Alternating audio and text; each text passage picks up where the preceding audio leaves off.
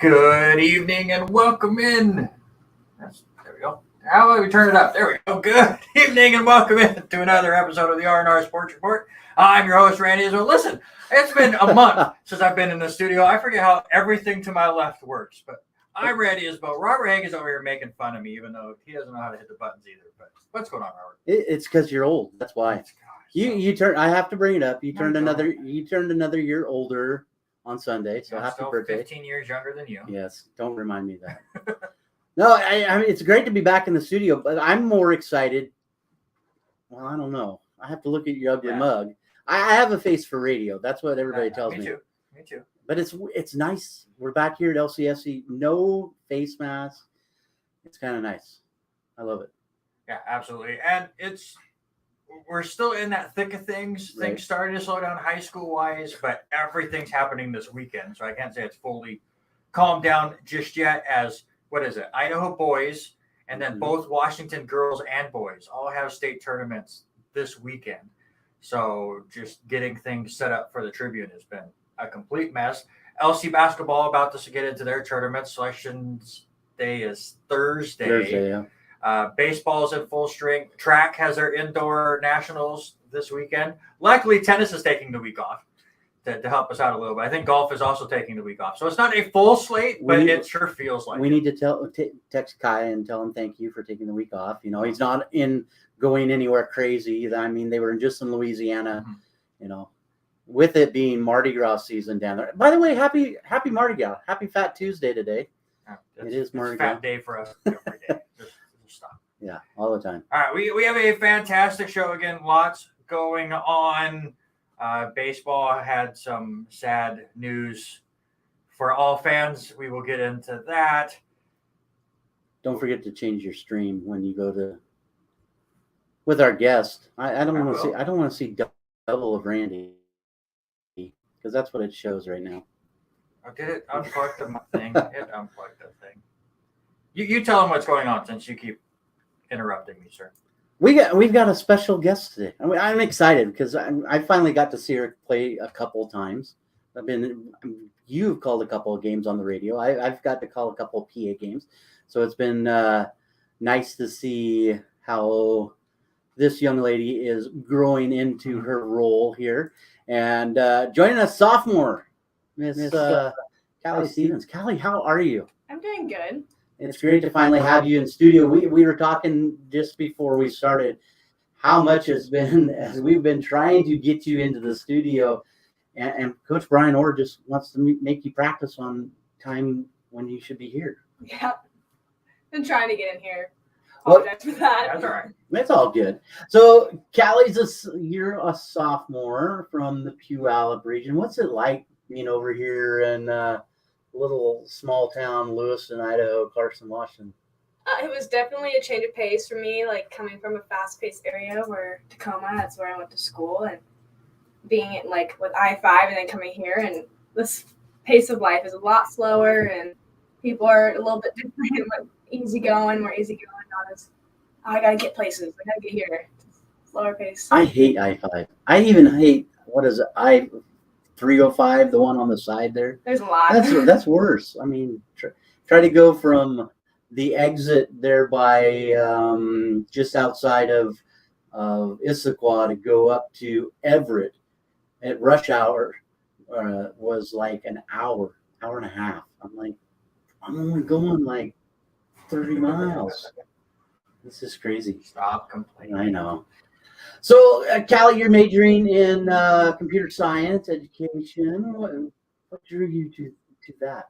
Well, I'm actually kind of changing my major to a bit more business and computer science, but I always grew up like drawing more towards technology, and my mom teaches technology classes in middle school, and that's when I really started getting introduced to that, and she now teaches computer science, and that it's always drawn me in there. So, and then I don't know, I might go back later in life and get like a certificate in teaching and maybe go back and teach some CTE like my mom is doing. I really want to do what she does, but I kind of want to go in the real world as well and get some experience with that. Yeah. So obviously basketball has been absolutely fantastic for you this year. Just obviously, we will get into the game yesterday here in a second, but just in the season, overall, 27-4 on the year. How do you think the season's been going?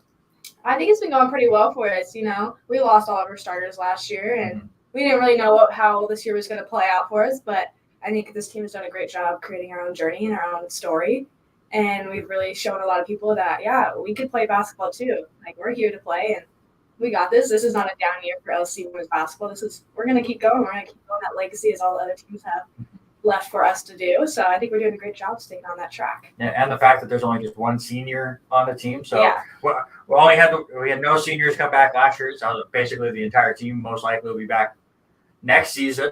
We still have the rest of the season to go, but it's interesting how that's how it was with college. There's always some kind of a rotation. Sometimes there's more than others. And then you get this kind of season where maybe going over the top of preseason expectations, but that just makes it even better for down the road. And obviously, 4 of those losses this season came due to the COVID forfeits. Yeah. We've talked to Khalil. We've talked to a couple other players. Walk us through how it was for you and your team going through that experience. That was tough because we did not want to give up any losses, because that was our goal to go through the season. And get actually the worst part about that was being down there and finding out as soon as we got off the bus that one of our players had tested positive. And the protocols were just a little bit things just weren't making sense at that time. And so everything was up in the air. And then the next morning, we were ready to go to shoot around. Everybody was dressed in the lobby, and finding out that we were canceled and we had to take a 10-hour bus drive back home. We weren't even in there for 24 hours. And that was just a really long day and a very frustrating day, not just for the players, but for our coaches and our admin, the people here who had to really deal with it. And it was an unfortunate situation, but we definitely grew from it. And I would say it definitely helped us get to where we're at now and kind of put a little fuel to the fire.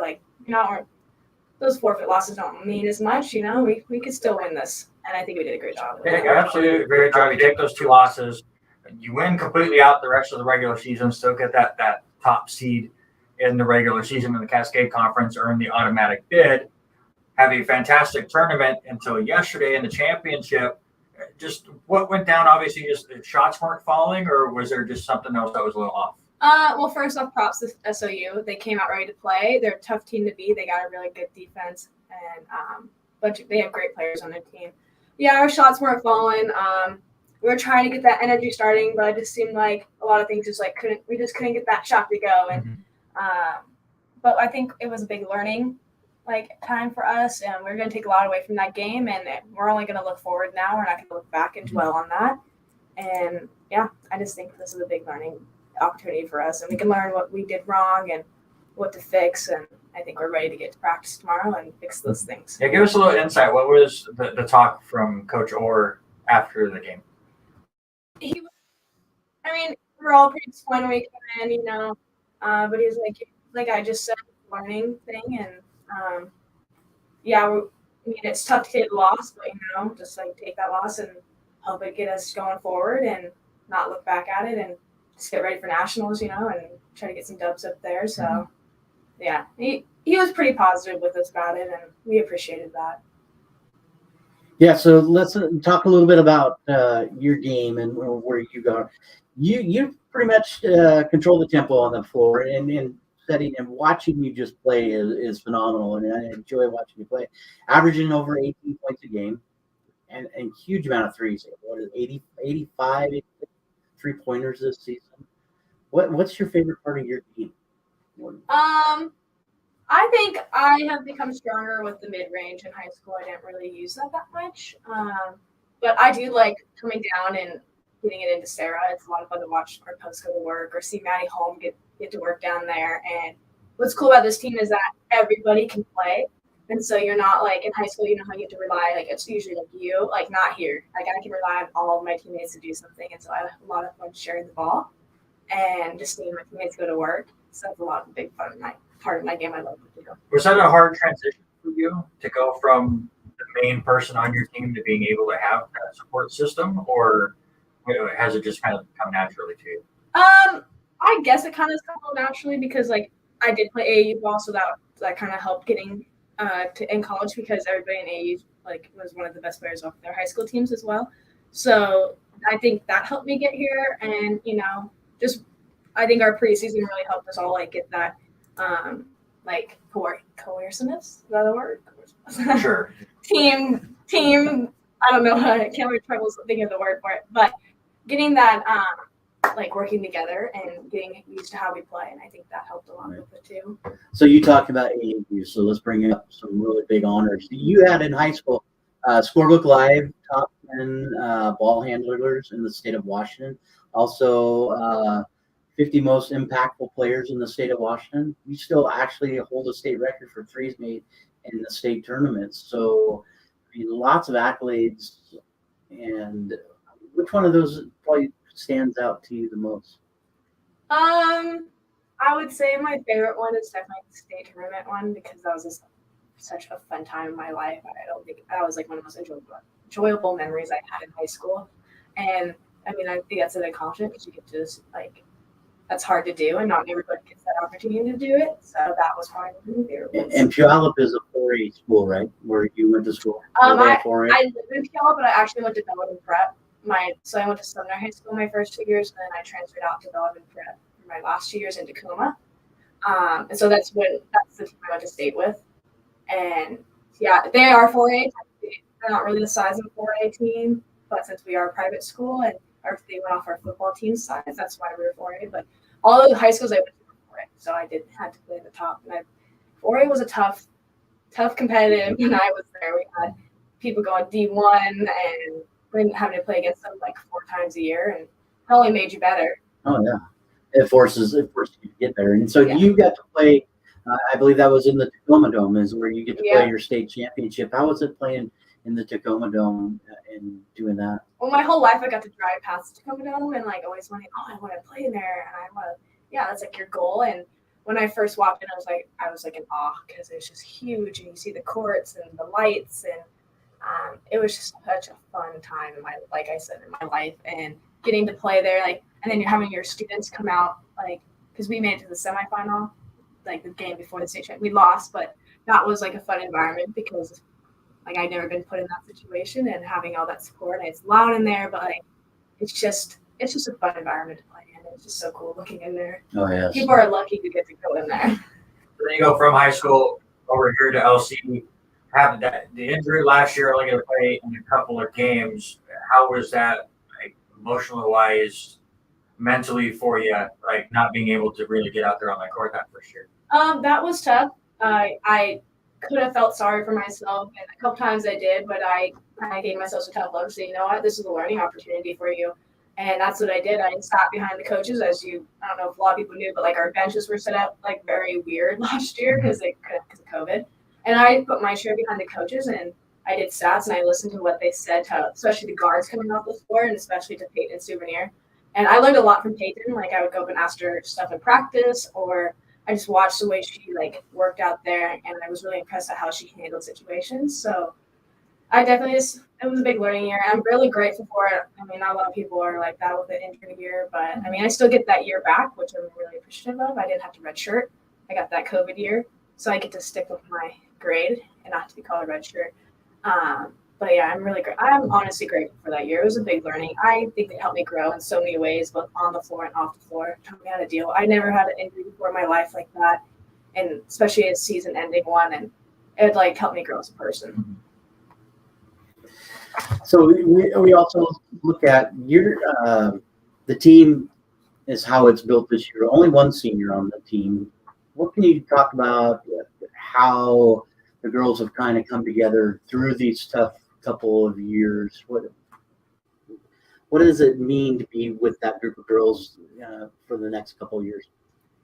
It means a lot. They're my sisters out there, and we love each other, and can't really say this about a lot of teams like in high school, like we're all genuinely happy for each other when like someone hits a 3, that's a big shot, no matter who it is. And we just have so much fun with each other, both on the floor and off. Like we hang out with each other. People, like, it doesn't matter where we're at. Like if you see them on campus, oh hey, what's up? Like we go talk to each other. It's not like, oh, we just play basketball. No, we're friends both on the floor and off. And I think our coaches do a great job helping out with that too. And it's honestly like a family. Yeah. And it's your family away from home. I live 5.5 hours away, so they're like my sisters, like I said, and I love them. And we just love each other. It's such a great thing to have. And you talked about being 5.5 hours away. So I'm going to pose the best question to you. We did talk a little bit. You were asking, your parents are, hopefully your parents were listening. You sent something there to them. But how often do they get to come over and watch you play or get on the road when you guys are on the road and watch you play? Well, my dad, he loves this loose, and he grew up here a little bit when he was younger, and he moved around, and he loves it. So he comes out as much as possible. And so is my mom, but my mom's a teacher. So, it's a little hard for her to get off work on those Fridays, and because she has to write lesson plans and get things, all that, and it's really hard for her. But she does her best to get over here, and I think she's only missed 1 or 2 of my games. Unfortunately, she had to miss yesterday because she had to work and take half day, and then the Snoqualmie Pass closed. There you go. That's the reason why the game didn't go LC's way. Yeah. But my dad was able to come over. He left her. He was like, my mom's like, I don't think I'm going to be able to come. So my dad left at 8 and went White Pass because it was open. And he got over here. And my aunt and uncle came as well. So I had family over here. But it was, my parents don't miss my games. Even when we're away, they'll come. In Eugene, my parents drove all the way to watch me. And yeah. That's very cool. It's good to have that support system, yeah, for sure. Very great for them. So tournament selection is on Thursday. Is there plans to watch it, or is it just let us know where we're going? I think we'll probably watch it. I mean, last year we did. It was a little bit different. We weren't allowed to do it on school property because of COVID, But I think this year we will be because they've dropped a couple of those protocols. And but yeah, we might watch it here. I hope we get to watch it as a team. I think it's fun. Mm-hmm. So we probably do it maybe in the conference room up there. Any expectations about seating or location, or? Not that I know of. I haven't really heard anything. I'm just excited to get to play on the floor again. Although we do have a little bit of that week between those games, but I'm excited. So what is it going to take to get to Iowa? You have to win those 2 games, but you're going to be playing against competition that you've never seen before. How much preparation is going to be involved? Is it going to be different than the preparation you've had during the regular season, or? I think we're probably going to stick to how we prepared for every game. I mean, our coaches do a great job getting the film ready for us and getting us prepared and getting our scouting done. And yeah, I think we're just going to treat it as we treated every game. But like you said, the competition is going to have to be harder. We have to show a lot more grit. Going to have to be tougher, be more physical with them. But I think we got this. If we play together, it's going to be fun, and I think we're going to do a good job. All right, so we kind of get some tough questions here, but let's have a little bit of fun here for the next couple minutes.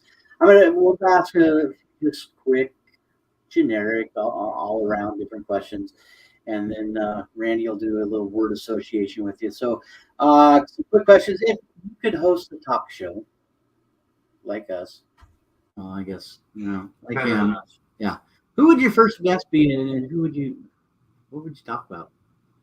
It would either be Sabrina Ionescu with basketball, or I know if anybody's watching, I'm going to get a little bit of crap about this, but the Kardashians. I like the Kardashians, and I would talk to them about their lives, what gossip they know. I know that's kind of sad, but I watched their show. It's well, like a guilty pleasure. Grandma lives in town here, right? And so, no, seriously, so some of them are up here quite frequently. Yes, I do know that. I've heard about that. Yeah, I've heard that they visit Ernie's sometimes and Zany's, so. Yeah, they're quite frequently up in this area. So, all right. So, which household chore do you dread doing the most? When I was younger, I hated doing the trash because I didn't want to go outside into the garage. It scared me. And when my brother left, when he left the house, became my chore, and I just hated doing it. I actually wanted to do the dishes and take the trash out. Well, you have 2 brothers, right? Mm-hmm. Both of them play any sports? My older brother, he played soccer, and then my middle brother, he played golf and basketball and baseball, but mostly golf for him. Yeah. All right. So what's your biggest pet peeve? Being late. When people are late. I don't like that at all. I was always taught if you're on time, you're late. My parents always had me there. That's what Calvin's 10, here. 15 minutes early. Calvin's here 10, 15 minutes before we started. Yeah. That's a plus. All right. So with that, I bet you that I know the answer to the next one. What's one important skill every person should master? Being on time. You gotta switch that up. It always ends up being the same question. Being on time. There we go. All right. So being a college student, I have to ask this: are you a peanut butter and jelly fan? Oh, Yes, I am like a connoisseur of those things. Those used to be my pregame meals in high school. Love them. Kevin first brought up. Yeah, He knows it's coming. yeah, he knows it's coming. So I'm gonna, since you're a connoisseur, I'm gonna ask you 2 parts to this question. All right. So what is the percent of peanut butter to jelly or jelly to peanut butter? I don't know percent, but I put it on both sides of the bread so it doesn't get soggy. You know, in fact, not a lot. I'd say 50-50, but you gotta split the peanut butter up a little bit. Gotcha. You don't get this soggy because when I was younger, my dad, I don't know if he's listening, I'm sorry, but he would put like a ton of jelly on it and get soggy by the time I ate it, and I did not like that. So when I got older, started making my own sandwiches, I put peanut butter on both sides. That would make sense. That would be good. You know, how many times you open up your lunch bag when you got to school and you saw that Soggy sandwich. soggy through the top of it? Are you chunky or creamy? Creamy. All right, I figured as much. All right. Are you getting questions? Yeah. All right, so you're a big huge basketball player. Do you follow any other sports or favorite sports team or athlete? I used to play softball, so I don't mind watching that, and I like to follow the UCLA women's softball team.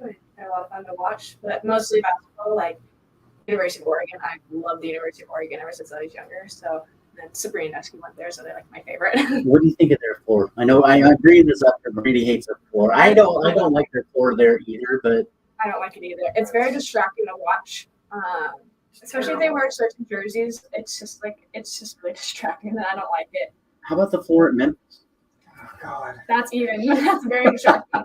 But these jerseys, like, I don't think they have design. I can't remember No, the it's design. It's just like a different color. Blue. Yeah. It's distracting, but I think U of O's is worse because they have like the designs and the trees, and it's just like too much is going on the floor. It's like, what do you follow?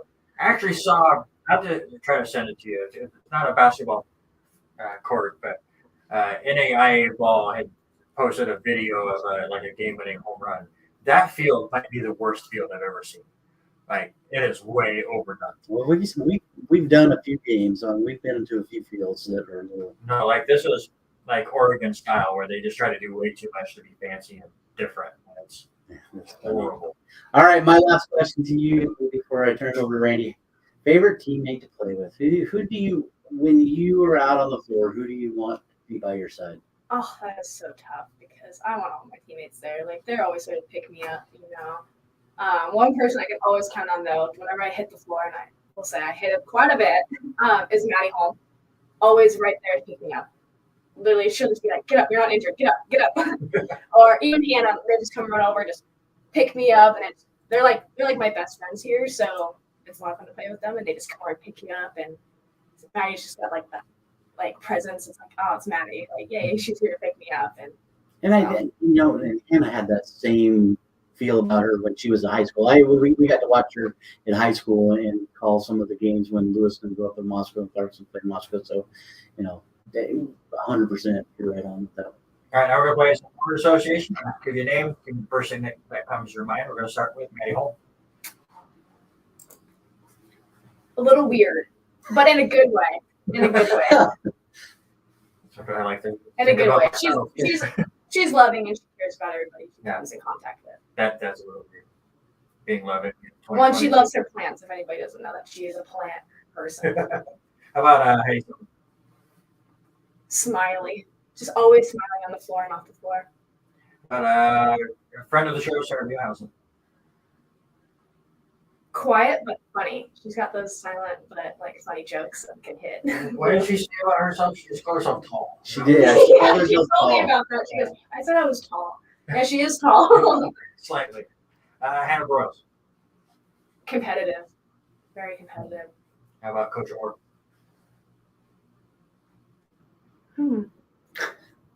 He's competitive too. Yeah. There's a lot of words I can describe about him, but definitely competitive. And he's caring too. He genuinely cares about everybody on that floor. How was it getting 1,000 win for him a few weeks ago? Oh, it was awesome. We literally said before the game, we want to win this game for Coach Orr. This is not for us. This is for him. And actually, when the buzzer hit, I was running towards him, pointing at him, super excited. And he was kind of like, it's not about me. It's like, no, it is about you. This is about you. And I was like, no, we celebrate. We want to celebrate you. This is not about us. This is about you. And I think he wanted it to be more about us, but that's a huge accomplishment for him. And we were all really proud of him. He puts a lot of work in. and he's dedicated his life to basketball. So we were happy to be a part of that and be that with him. And then we do this to all of our guests, but Callie Stevens. Like a ball of energy sometimes. If you ask anybody to practice in the morning, I'm all over the place, and that's not like I'm loud. People probably agree with me being loud. I can be very loud. How about Cascade Conference Player of the Year? Yeah, that was exciting. For those that don't know, and I held off posting this on our page, and I'll go back and post that here in a bit. So congratulations, Callie, 2022 Cascade Player of the Year. What does that mean to have an LC player be that person? Well, I got to follow Kiara's footsteps. She set a great example of that. You need to watch that last year, but a lot of hard work. I'm not gonna lie, when I did this, coming from an injury, and I didn't pick up a basketball till May because I wasn't really allowed to. I was getting cortisone shots, and so a lot of hard work, running nonstop in the summer to get myself into shape, and then my teammates have just really helped me get to where I'm at today. Like they create shots, and they're just amazing, and they're great support, and just I can always count on them to like pick me up if I need it. And so, but definitely hard work. My parents always told me that quote. I think it's Kevin Durant, maybe, hard work beats talent when talent fails to work hard. And I definitely think that has helped a lot with me and my motivation this year. I think that's what the whole team here wrestles. Yep, that is awesome. Well, Callie, it has been a pleasure having you here. Thank you so much for letting me do this. No, thanks for coming in. Yeah. Absolutely. Fun time with Callie. Don't forget, tournament selection Thursday at 4 p.m., I think. I guess the men's and women's mixed up. At 4 p.m., you can watch it somewhere.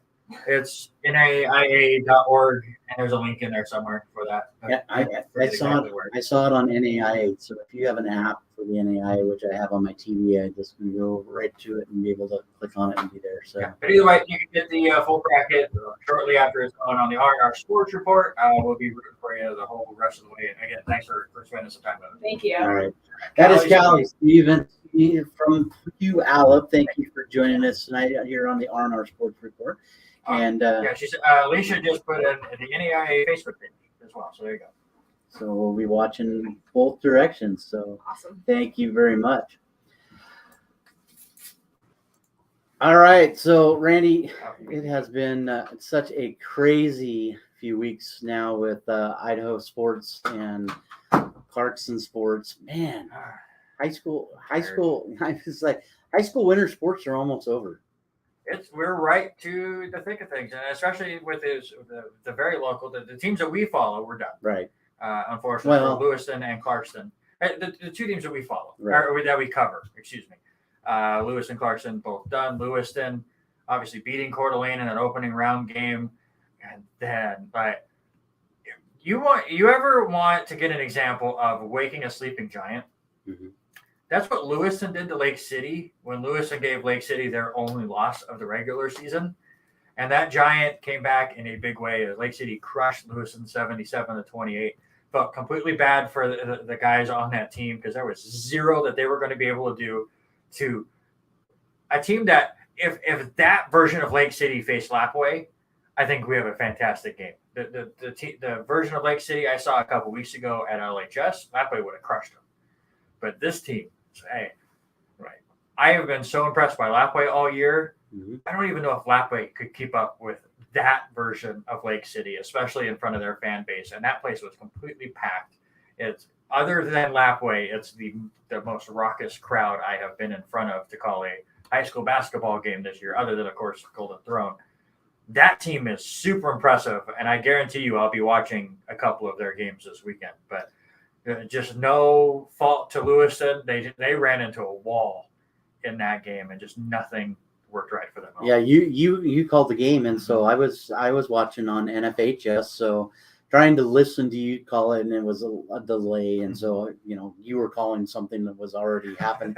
So but you were right. I mean, those boys that were playing for Lake City, it didn't matter where they were at. They were hitting shots, feeding the big man, the 6'11" kid, mm-hmm. Two big monster dunks there. His name, he's just number 0. Yeah, in the third quarter, and right in front of that cheer squad there for Lake City, and it was just I felt bad for Jason Ulrich and the whole Lewiston crew because it looked like a buzzsaw, man. They just at that point, there's nothing you can do. I know Jason was frustrated with the result. I talked to him for just a brief moment after the game was done, and you could tell he was pretty frustrated. But at the end, yes, I think Lewiston started pushing a little bit too much, but when you're down, I think it was 13-7 after the first quarter. Lake City was up, so it was still a relatively close game at that point. But then it's 40-11 at halftime. Like that second quarter was Lake City just hit the gas and just ran away with it. At that point, just what can you do? Then they do lose to Coeur d'Alene 54-38. Again, kind of slipped up there in the second quarter, like they did with Lake City, got down to about 10 points and just could never cut into that lead. So that did end their season. So the boys finished their year 16-7, but there's a lot of local still going on, especially the Lapwai boys trying to do what the girls did and win state, but the boys coming in 24-0.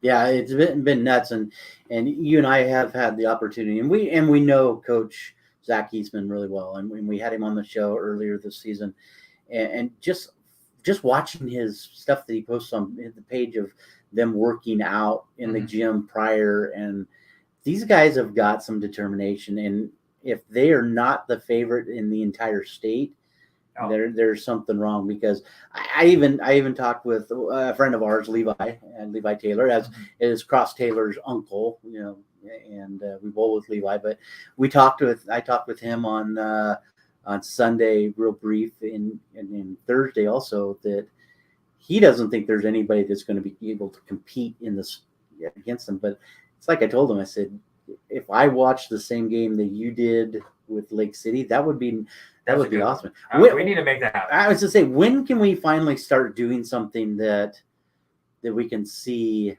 some of the smaller schools take on the bigger ones? I talked to the Grangeville girls head coach for an interview before the girls Idaho State a couple weeks ago, right, and she was in agreement. I guess they do that in Montana, where all the different state champions then get into a little tournament and play it out for the overall state tournament. Don Walden's behind this as well, sports editor for the Tribune. We talk about it constantly. There are 6 champions at the end of this weekend. Next weekend, have a 6-team tournament. You can have the 5A and the 4A each get a bye, since they're the bigger schools, and then just let them play out and let's see what happens. I would love to see Lake. I'm excited to see Owyhee, because I've not watched Owyhee yet. They're a newer 5A school that's the 2 seed down there in Boise. I'm excited to finally actually sit down and watch them play. I have not pulled them up on NFHS yet, and I'm really hoping that we get an Owyhee Lake City finals.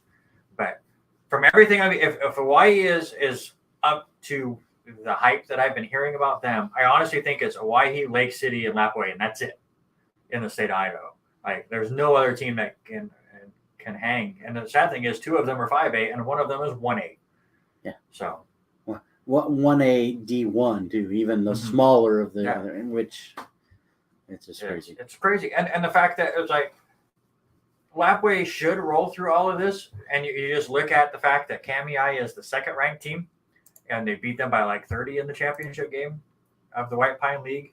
Titus Yearout did win the 2022 White Pine All-League Player of the Year. Zach Eastman was Coach of the Year there.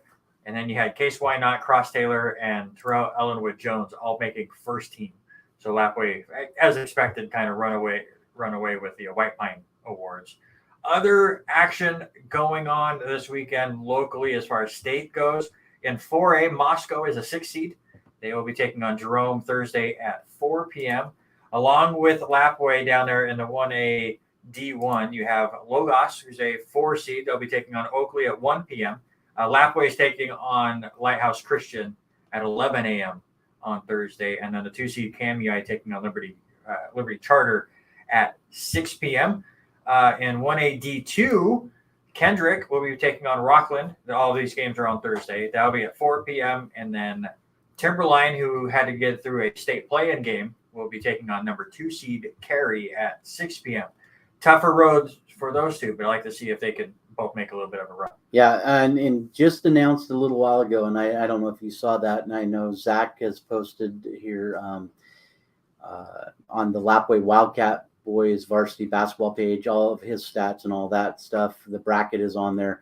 But I think the big thing is that the Clearwater River Casino is actually going to hold watch parties. So if you want to watch these guys play, yes, it's a little bit of a travel for them. If you want to watch these guys play, first game is Thursday, like you said, at 11.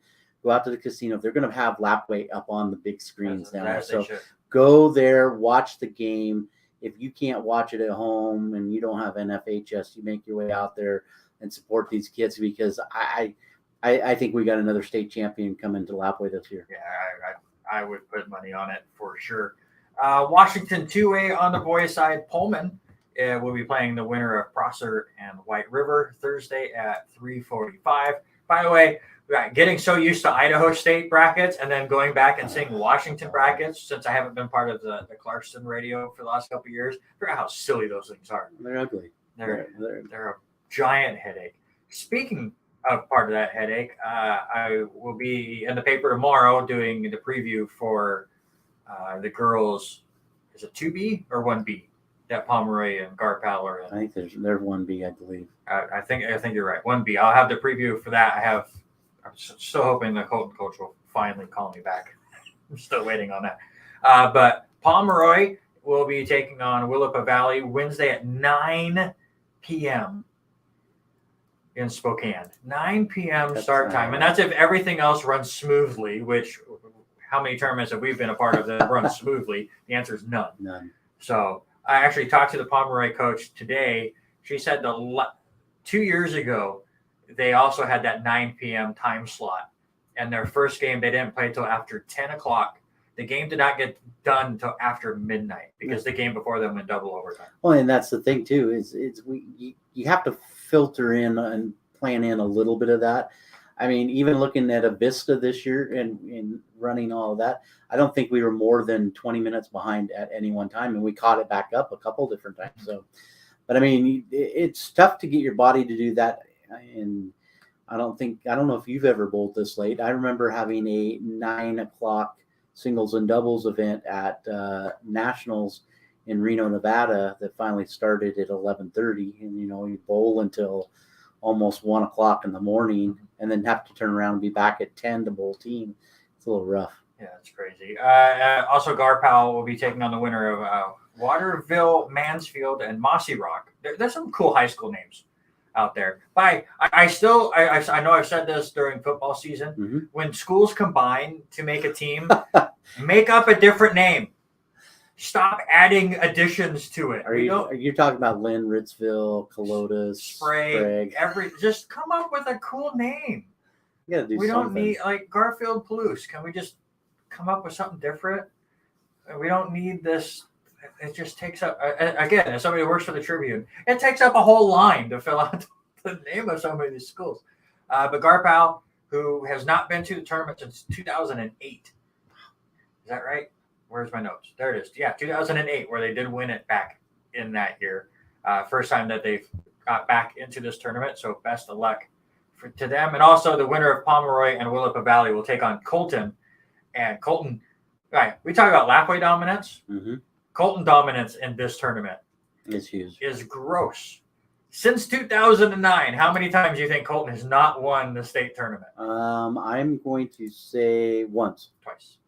They took third place 2017. They didn't even make the tournament in 2020. I don't know what's going on there, if they just weren't playing or what. And Kevin makes a good point. SWX will probably have some of the 1B games and all that up there at the Spokane. So if you have Rabbit Ears, it's 6.2. I think he also has SWX is also on. Yeah, lots of ways to watch high school basketball. Mm-hmm. It's going to be all over the place this weekend. Also, Lewiston Wrestling had their state tournament. They finished 9th as a team. Hoyt Voss and Tristan Bremer both win state titles. Robert Storm finishes 3rd, so congratulations everyone down there. Jolie Slider finishes 6th in her weight class. So very, very good showing for a Lewiston team that I think even 9th out of 21 was a bit surprising. Yeah, they're still pretty young. I think that's the thing about it. And what they're doing at Lewiston to get these guys ready is unbelievable. As a couple of those names are on that list were past students of mine on the Clarkson side, and so with all the COVID changes, I know they moved over, but I think one moved just because mom moved over to the Idaho. But yeah, I mean, what these guys have to work with and get done with, hats off to that whole program, as it is growing so much more. I'll chime in really quick. If you really want to watch wrestling too, the junior high level is doing their bi-state this weekend, so it'll be Sacagawea, I believe Pullman, Orfino, Asotin, Clarkson. We'll all be wrestling up at Lewiston High School on Saturday, starting at 8:00. I thought you were going to say you could check out the WWE network. Yeah, there you go. That's where are we going with that? Yeah. Also, I want to shout out again tonight. I am wearing the Clarkson School District, or Clarkson High School, junior high. Archery is coming up. State archery tournament is coming up already. Hopefully get Coach Pat Ogden on. I'm hoping next week. We'll see. But they start all their state tournament stuff on, I believe, Wednesday next week. So, Thursday. With the state 3D archery, and then they'll have their state bullseye stuff. All that happens up at Lincoln. So if you want to come out and help out with that, email myself or drop a line to Pat Ogden up at Lincoln Middle School. All right, let's move on to LCSC news.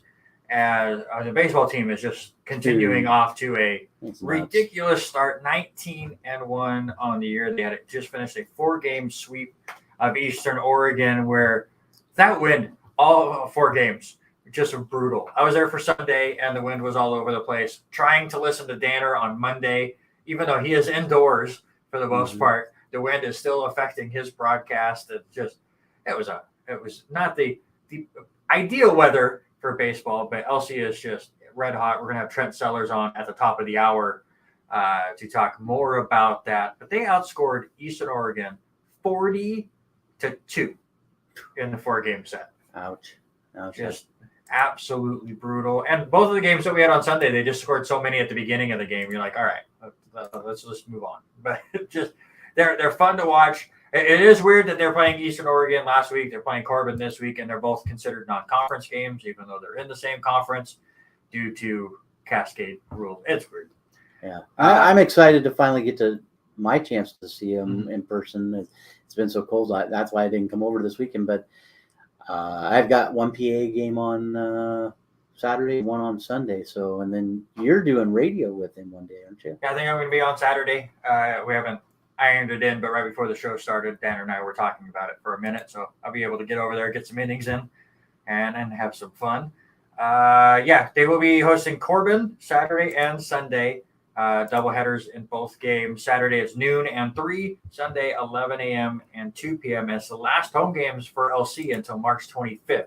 So if you haven't seen them yet and you've been kind of on the fence, you do it now or you got to wait a few weeks. Yeah, it's time to come and watch them, especially how hot and how they are playing. I'm excited. I need to even try to just stay over for both games on Saturday on that one. Hang out. I haven't looked at the weather report yet, but it's got to be better than last weekend, right? It's got to be better than today. Today was terrible. I don't know. When I left for down here, it was nice. It was raining. It was raining on me when I left school, so I mean, it was just terrible. rains on you because you're a bandit. Well, no, don't even go there with that. Don't even. Men's basketball, 2 ridiculous games that they have had since we have been on the air. They defeat Eastern Oregon 58-57. I was lucky enough to cover that for the Tribune. Nathan Fromm gets technical with under 2 minutes to go. LC was winning by 2 at the time. Eastern Oregon then scores 5 straight points to take a 3-0 lead with about 35 seconds to go. Fromm's able to hit back-to-back baskets.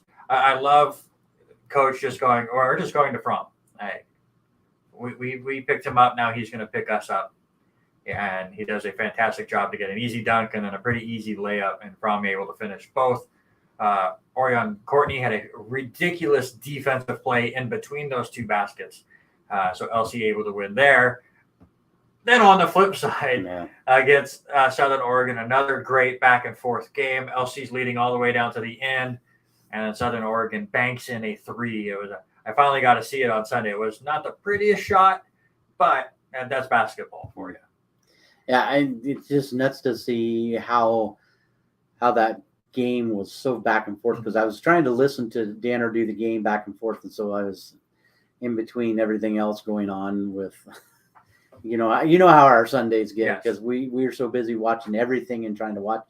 It was just nuts, and to hear him call that last second shot was like, oh man. We will be getting Danner on the show soon, that's for sure. Where am I at? I've lost my spot. Oh yeah, selection show also for the men is also on Thursday night. They're at 5 p.m. Pacific time, so an hour after the women. I think watching them last year, they're about 20 minutes long, the show. They don't drag it out for commercials like CBS does for the NCAA bracket reveal. So they don't take very long, and they get through them pretty quick. So the men's selection show is at 5. Obviously, we were just talking with Callie Stevens about the women, their selection show 4 p.m. on Thursday, and we know the women are in for sure. We're just waiting seating and where they're going. We believe the men are going to get in, but they have to rely on an at-large bid. You got to think getting the one big win, going 22-10, having received the votes in the final media poll, and then losing on a bank shot at the end. You would think that the men would get in, but we will find out for sure here in just 2 days. Yeah, I think they almost a shoe-in, but they'll be a lower seed. Mm-hmm. But it's going to take a little bit more work to get through the bracket this year than what they're used to. Yeah, and our first year we have 64 teams exactly in this bracket. Which are we going to fill out brackets for the show? I was going to say, is there going to be one? I haven't seen. We'll have to ask Felicia. I would think they would generate like bracket. Well, you can print out a blank NCAA bracket and just put in NAIA teams. Well, I think it'll be fine. But I think you and I should fill out a bracket. Right, we can do that. Do an NAIA bracket challenge. Then we're gonna have to show when we knock out LCSC. Oh, Unless we just be homers the whole way and win, just have them win the whole thing. It'll be interesting to see what we do there and whether we announce it to you people. It depends on when I knock out LC. If I announce it or not. Women or the tennis both played this last weekend. The women down in Louisiana went 1-2 in their 3 matches. Their match with LSU Shreveport was canceled due to weather, so they're 3-5 on the year. But again, we've talked many times about how Kai always schedules ridiculous competition for his teams. The LC men took on Whitman, beat them 6-1, so they've now won 3 straight matches and are 4-5 on the year. LCSC golf also in competition for the first time in 2022. Men have finished in a tie for second out of 7 teams. Women finished third out of the 6 teams. And indoor track national championships Thursday through Saturday down there in South Dakota. I meant to get this from Alicia. I know Clayton is running the 800 meters only, or that he's only doing the one event, but I was going to get the rest of the list of people that were doing the event for that. But Clayton does win his second straight. Oh, I remember this initials from last year. the second straight USTFCCA West Region Indoor Track Athlete of the Year Award. He has records at LC in the 600 meter, the 800 meter, the 1,000 meter, and the mile. And he set all of those this year. Yeah, well, it's just crazy to think what athletes are coming out of here. And just watching a little bit of him, run, just even practice, it's nuts to see what those guys do. So again, so much action going on here at LC and locally with state tournaments, and it's going to be interesting after next week when all of basketball is done high school wise, and then what are we going to talk about? It blinks right into baseball. Yeah, it's going to be all LCSC baseball, and well, Clarkson finally hit the field this week. They started their playoffs this week, softball and baseball. Yeah, when is the Lewiston-Clarkson game at Harris Field? Is the 12th? I want to say, it's something like the 12th, like that. We'll be talking about that next week for sure as well. But speaking of baseball, we got to talk about it. Oh, I had this on my side monitor all day long. the talks between the Players Union and Major League Baseball during this lockout. 16 hours yesterday they talked and went back and forth.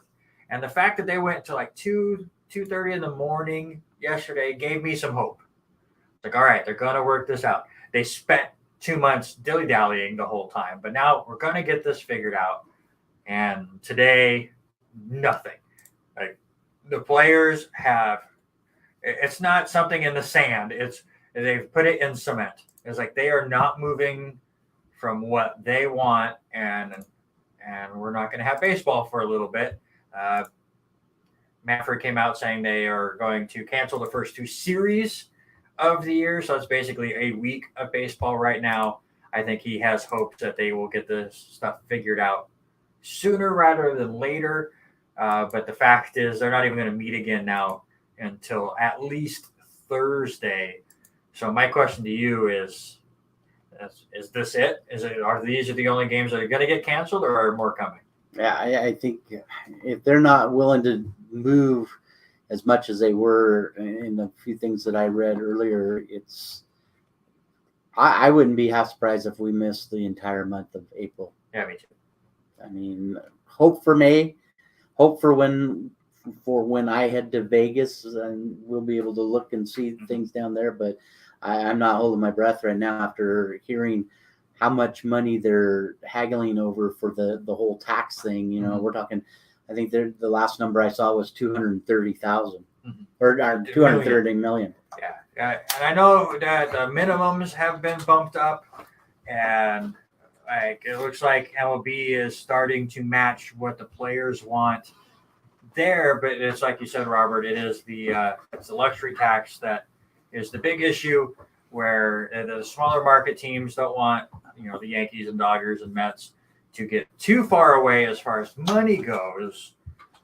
But I hate to say that I agree with the owners in this situation, but you have to have some sort of competitive balance. And if the players do not want to have the salary floor that the owners talked about, because then they're worried that with a salary floor, you have to have a salary cap. If they don't want that, then you have to have this luxury tax so low to then even out the playing field as best as possible, which is what, if you just look at the money wise, Major League Baseball teams are very spread out compared to other sports, but competitively, it's the most balanced sport we have right now. Yeah, I agree 100%. And that's the thing. I hate seeing how much money is going to some of these people, but how much money is to the owners and to the players. I mean, it's just nuts to see how much money changes hands. And I got to thinking about it because, last year, sport. That's why our guest is playing it. Exactly. But we talked about it last year when Dad and I were talking and having conversation about it. Just to sit in a Mariner game, sit in a decent seat. You're figuring $40, $45 decent seat. Then how much money you spend just for, some snacks and all that. And if you end up buying a shirt or a cap, it's $100 bill just for one, and to think how much money they're hosting, well, not anymore, but hosting 81 games roughly. I mean, that's a lot of cash, especially to some of these places that hold 80,000 or 50,000 people. Yeah, it's nuts. Millions of dollars just were thrown away for canceling just 2 series of Major League Baseball. And the numbers are a bit silly. Yeah, and for your information, we were just talking about Lewiston versus Clarkson will be at LCSC on March 12th, 12 p.m. first pitch. One thing that they did talk about, and it looks like they have agreed upon, we talked about the universal DH a week or two ago, but 12-team playoffs seem to be on their way. Thank God it's not 14 for one. Why not? Stop it. How many times the NFL expanded their play? I get it's money. I understand that it's an extra playoff game or two or whatever they're going to end up with some of these teams. But we saw that with the NFL. They expanded one team each in each conference. The wild card was garbage. Once we got rid of the garbage. We talked about that. Once you got rid of the garbage, the rest of the games were the best playoffs we've ever seen. Everyone keeps wanting to expand the college football playoffs, but until somebody can beat an SEC team in a playoff game, there's nothing to talk about. And Why do we want to see Alabama beat 2 teams by 40 before then they get a competition? It's just stop expanding. It's like, I get it. I would love to see the A-team, and we talked about it. I'd love to see A-team, but I don't see it happening. And now they're not even going to even talk about it until 2025 again. So we're stuck with 4. Good. Stuck with 4. We're happy with 4. Yeah. We'll bring back the BCS. I want the weird numbers and charts and stuff how they determine their stuff. At least the SEC didn't dominate then. Well, just a little maybe. And also, Derek Jeter steps down as Marlins CEO. Do you care? Not shocked at all. I'm not. I think it was just probably a little overwhelming to go from player, leader on the team that way to looking and being a leader the other direction. It's a lot of pressure, especially on a losing team. Well, especially on a team that cares more about the dollar bill than winning. Like both times that they won the World Series, they sold everybody the year after. So I guarantee you, Derek Jeter's like, I want to get this guy, and they went. People are not going to Miami to watch baseball. They're going to go sit on the beach and sip Mai Tais. Why would you want to go and watch the Marlins? So you can go see the cool. Why would you want the to fish watch tank behind home plate? Oh, brother. That's like saying Tampa Bay, or not Tampa Bay, but saying Arizona. I'm going to go jump out in the pool in center field. People do it. Stupid. That's what they're there for, and they're going to spend all that money to do it. That's why these kind of stadiums are starting to add in all these other attractions. All right, so what do we got to do for Harris Field? What do we have to add? We don't. We have enough people showing up. We got a good base. We have a winning baseball team, unlike Miami. All right. We got a red hot team. We do. Let's get to it. Let's get to our guest. Let me move things around. You go ahead and introduce him. Well, this guy is joining us. He's from Tri-Cities, Kennewick, Washington. Mr. Trent Sellers, thanks for joining us, sir. Glad to have you in studio. Thank you. Junior out of Tri-Cities, not very far away. It's like playing at home, isn't it? Yeah, it's pretty close. I like the hometown feels. Feels just like I'm from Kennewick, out of the 3 cities, so it feels just like that. Like small community, everyone knows everybody kind of thing. We talked with Callie. We had Callie Stevens in, and you probably know Callie quite well, being part of the thing. And she talked about her parents coming. Do your parents make many trips over to watch you? Right when the schedule came out, my dad booked every hotel, everywhere we go. Already bought World Series tickets. Nice. He's excited. That's awesome. We have to put him to work up here, maybe. So before we get into all of the LC stuff, obviously you were hearing a lot of our Major League Baseball chat, and obviously the big news coming down today. Obviously, as a baseball player, most likely a good baseball fan, your thoughts on everything that went down today? I really don't watch very much baseball. No? Yeah, I'm not that kind of baseball player. I honestly kind of like it's boring a little bit, not being in the game. But I heard opening day is off now. Yeah. Which that sucks. You always want to see more baseball. Always. So as somebody that doesn't want to sit there and watch, is it different in person? Oh yeah, it's way different. Okay.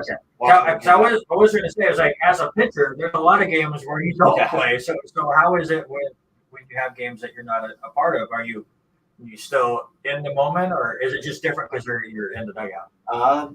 It's different. I'm in the dugout. I'm mostly doing a chart, just keep my head in the game, And when I'm not doing a chart, I usually talk to the younger guys, get them prepared.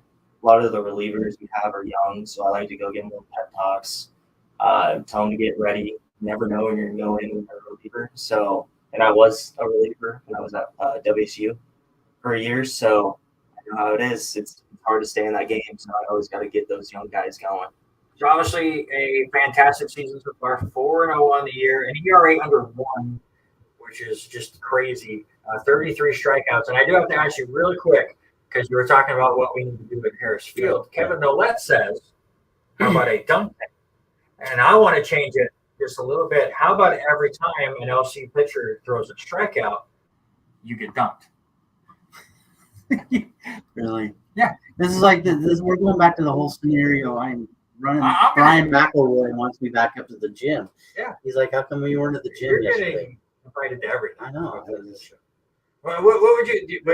And incentivize you a little bit more to I mean, you're doing great with your strikeouts so far, but would you want to get even more strikeouts if you saw him get dunked every time you got a strikeout? I think that would be pretty fun, actually. Right, Alicia, we need to get you on this Alicia needs to get on that. for at least the World Series. What scares yeah. me, can we back him up to like center field and throw him towards home plate? He'll Because still strike him out if he gets dunked. I don't want to be that close to the 60 feet and him throwing a fastball and to a target like that way. I know he's going to hit that target. No, he's not throwing at you. You're just No, I'm out talking there about like the- third base. I know, but he's going to throw it and then I'm going to hit the water.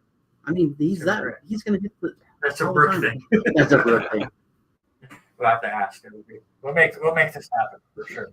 But talk about this year. Your team is absolutely on fire right now. You as well.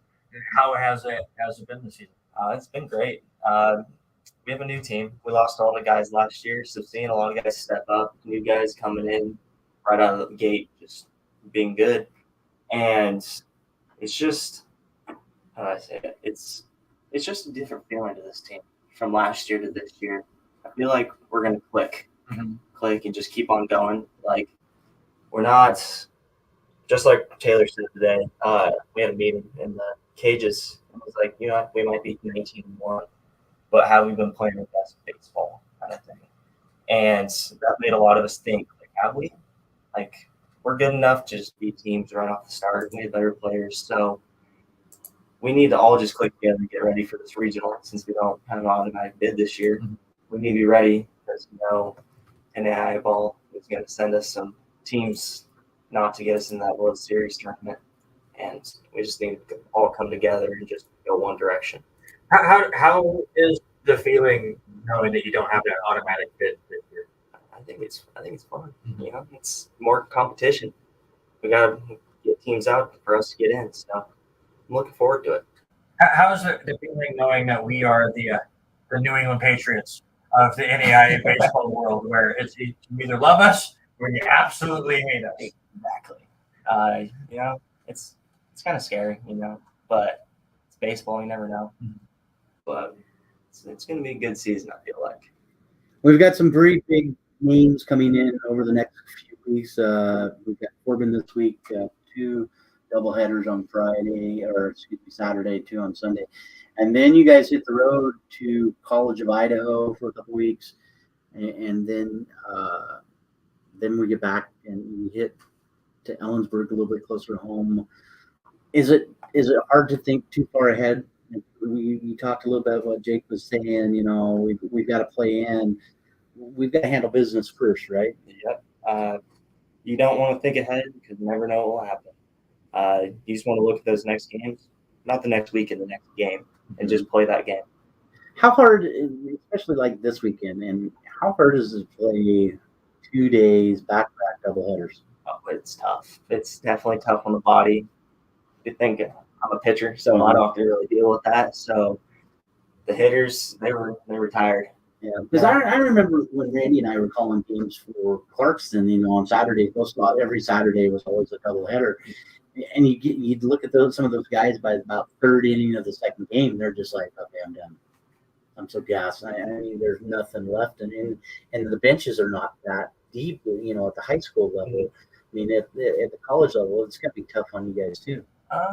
It's tough, but our coaching staff does a good job with us trying to get us prepared. You know, be more physically active than usual teams. So we're kind of used to it, but it's definitely hard when you go, especially this week. Last weekend was a Sunday, Monday. We usually don't do that, but I'm glad we pulled through this weekend. As a pitcher with doubleheaders, is it more difficult to get yourself mentally and physically ready for the second game of a doubleheader if you're the starter there than it would be if it was just the first game? Yeah, I think so. Just a little bit. It's kind of a mindset. Especially if I do it. I did it last year, so I would always be ready for that first game and be like, okay, this is just a break I can take and for that first whole game. And then probably 6th or 7th inning, I'd start to get myself mentally prepared, start to do running more, and then I'll be good for that second game. Now, you did say you did say that you did play at WSU. For those that didn't know, you played up there for a year. You relief pitcher. Mentally, how much has it changed for you going from the relief role to now doing that starter here at LC? That's not too bad. I was a starting pitcher my whole high school career, all 4 years. So it was kind of different going from a starting role to that relieving role at WSU. It was kind of tough seeing more guys like throwing, I guess. But I'm glad I came here, got that starting role back. So it's nice. Do you enjoy playing more on the natural grass than the fake stuff? Oh, definitely. It's not baseball. It's turf. I don't like it. It doesn't give it the same baseball feeling. So what was the reason why you left Washington State and came to LC? Was it just the reliever starter role, or No, something that Jake talked to you about? a lot of factors. That freshman year, I threw a lot of innings, but the head coaching staff, I hate to say it, I didn't really like them at WSU. And so when our head coach fired, but so I guess in the NCAA, you have a week to mess with guys' scholarships, actually. So in that week, my scholarship got pulled. Other guys on the team, I think it was like 13 guys, scholarships got pulled, and I didn't know until I came back the following season. And I was asking the new head guy, Brian Green, what my scholarship was, and he's like, "You don't have one." I was like, "Oh, that's a little weird." I was on a full ride, and I was just like, "I'll go somewhere else. Like, if you don't want to give me a scholarship, I'll go somewhere else where they want me," kind of thing. And I thought I would go somewhere else. I didn't know I was going to go 40 minutes away here. I thought I would have gone East Coast, somewhere around there. But I'm glad I came here. It's a nice feeling to be here. Well, you're majoring in criminal justice, so what does your day look like? Doing all that and then practice, and how are the studies for criminal justice? It's got to be tough. Yeah, it's pretty tough. I'm in the higher level class, as I say, but I have a great professor, Dean Strong. Mm-hmm. He's one of the top professors here, and he makes it work. It's nice. We don't really have like homework kind of say. But he makes us look at case files, and when I grow up, I want to be a detective. And so he makes us look at detective cases, like different like homicide cases kind of thing. And he grades us or quizzes us on that, and it's really nice. And then we go into baseball practice, and it's 2 hours of nonstop grinding. But with the detective stuff, does that work as a pitcher too? And if you're looking at film and being able to dissect piece by piece, kind of different batters and stuff, they definitely go hand in hand. Yeah, breaking down pitches and stuff. I want to switch real quick. You had a fantastic outing at the Indiana World Series last year. 8 innings, 7 strikeouts against Concordia. It just kind of goes through that feeling of, because obviously the World Series is completely different than the regular season game here. Was there a lot of nerves going into that, or were you able to feed off of the energy of the crowd? How was that experience for you? I think going into the game, I was a little nervous. I played in major crowds in front of them. My sophomore year in high school, my Legion team went to the World Series, and we played against the hometown team there, and there was 15,000, 20,000 people, and the air on ESPN. So I was nervous during that game. But having that experience and coming to the World Series where there's 3,000, 5,000 people, definitely nerves. But as soon as you get that first out, all those nerves are gone. So you have grown quite over the last few years. Starting sophomore year last year, playing in 14 games, some huge numbers. Let's just looking at your stats here and what you've done over the last few years. Where do you think your game has grown the most and the best? What do you try to focus on when you're practicing? For just on a regular day, what do you really want to focus on? Growing up, I was more of like a hard throwing pitcher, and when I got to WSU, I could throw hard, but I didn't know where it was going. So one of the things I brought out of there was less is more. So working being a pitcher, not a thrower. And that has really transformed my game into what it is right now. Less walks. You can see it from last year. I think I had 40 walks. And this year I have 7. And it's really nice knowing that I can get guys out just by being a pitcher and not trying to blow it by them. I can use other pitches. I can use all the repertoire that I have. Right, and you were saying that's the big thing. Last year you had over 61 innings pitched, and right now it's just seems to come natural when you're throwing the ball. Mm-hmm. Definitely, it's just like I was talking to Taylor a couple days ago, and he's like, "Last year you were a good pitcher. This year you're going to be a great pitcher." Like he can totally see the two different years that I'm having and the maturity I've had from last year to this year. I know. I hate to say this. I know you're junior, but can you visually see yourself maybe taking a step to the next level? Whether it's 2A, 3A, or even all the way up to on a major league team. Yeah, I hope so. I hope my numbers prove I'm worthy of it. It's not every day that somebody gets drafted out of here.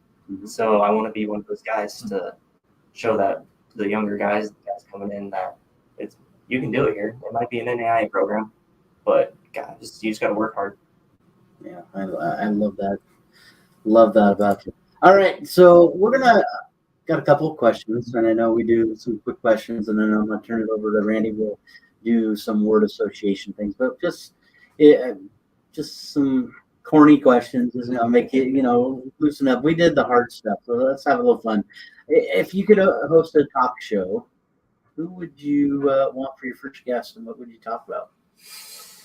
Oh, jeez. And it doesn't have to be sports. It can be anything you want to do. So I was a big hockey fan growing up. Mm-hmm. Played hockey my whole life. Chicago Blackhawks, Patrick Kane. Mm-hmm. I'm like him. I'm not the biggest guy, but I get out there and put myself in there. So I'd probably have him and talk about his upbringing of not being the biggest guy, but getting to that stage. Right. Well, what's the name of and I forget the name of the team out of that area there in Tri-Cities with the Tri-City Americans. Yeah. I can remember what their one was. All right, which household chore do you dread the most? Probably the dishwasher. Yeah. You share a room with place with some of the teammates? Last year. Efrain Del Rio. Oh, okay. Cool. All right, what's your biggest pet peeve? I have to have good handwriting no matter what. It's weird, but even if I'm doing like notes, it has to be on my best handwriting. Kids ask me because when I'm teaching, I write everything in capitals. Mm-hmm. So even if I'm doing big capital letter for the capital start, but all the rest of the little ones are little capital letters. And so the kids ask me, "Why are you always writing like that?" Well, you don't want to see the other part of it. Looks like an autograph. All right. So do you have any superstitions? No, not really. I'm normal in that area. I think I don't overthink. I don't underthink. I'm just kind of that in the moment kind of thing. Yeah, definitely. Cool. All right. So I know Kevin's listening. So the biggest question we always have. I mean, you're a college student, so you have to live on some PB&J sometimes, right? Are you a big PB&J fan? No. My teammates make fun of me. I eat a lot of candy. I'm not really like a health nut, but no, I've never really been a big PB&J kind of person. Well, I guess. What's the candy of choice? The watermelon little gushers, or not gushers, Sour Patch Kids. Okay. Yeah. Sour Patch Kids. Absolutely. I haven't heard gushers in forever. That was a candy that's the second choice. I was gonna say that was a candy from years ago. All right, so you just said it, and I think I know the answer already. You're a hockey fan, so favorite sports team. So is it Blackhawks? Blackhawks still. Like I don't really watch sports that much, but when I was younger, definitely Blackhawks. Every time they were playing, I was watching. All right, I'm gonna put you on the spot now. Oh God. And it doesn't have to be a pitcher, but who's your favorite teammate to play with? Favorite teammate to play with? Ooh, I like everyone. So that's a tough question. Probably Luke White. I like everyone. I get along with everyone, but Luke White definitely because I get to mess around with him, and we call him Old Man and he gets grumpy sometimes. So definitely. He's one of those frumpy guys. He's gonna come up and he's the senior out of it, and he's out near your Yakima kid. So Yeah, his hometown is Lewiston, but yeah, I've known him for a while before we even came here. So yeah. So also AJ, you got to flip AJ crap too. All right, we're gonna do some word association. Just give you a name of a teammate. First thing that comes to your mind for him. How about Zach Throfel? What do you mean by word association? Like, Just first thing that comes to your mind when you think of Zach. great catcher. How about Matt James? He's my homework buddy. I thought I was going to say great catcher for all of these because I kept putting catchers down. Well, they're all great catchers. Justin was on. His hair. If anyone has seen it, it's like you got struck by electricity and you just. How about Eric Trevor? Jeez. Does it all have to be like baseball things? No. Just whatever comes to your mind. He's my workout partner. Yeah. How about Coach Jake Taylor? Oh, he's a great guy. Yeah, he's a really good guy. All right, and then we do it to everybody. Word association for yourself, Trent Sellers. So sugar. That's my nickname. That's my nickname on the team. So Because of the candy stuff? Yeah. Okay, I figured. Okay. are you pitching this weekend? Game one. Oh, yeah. You on Saturday? Yep. There you go. That's me, I think.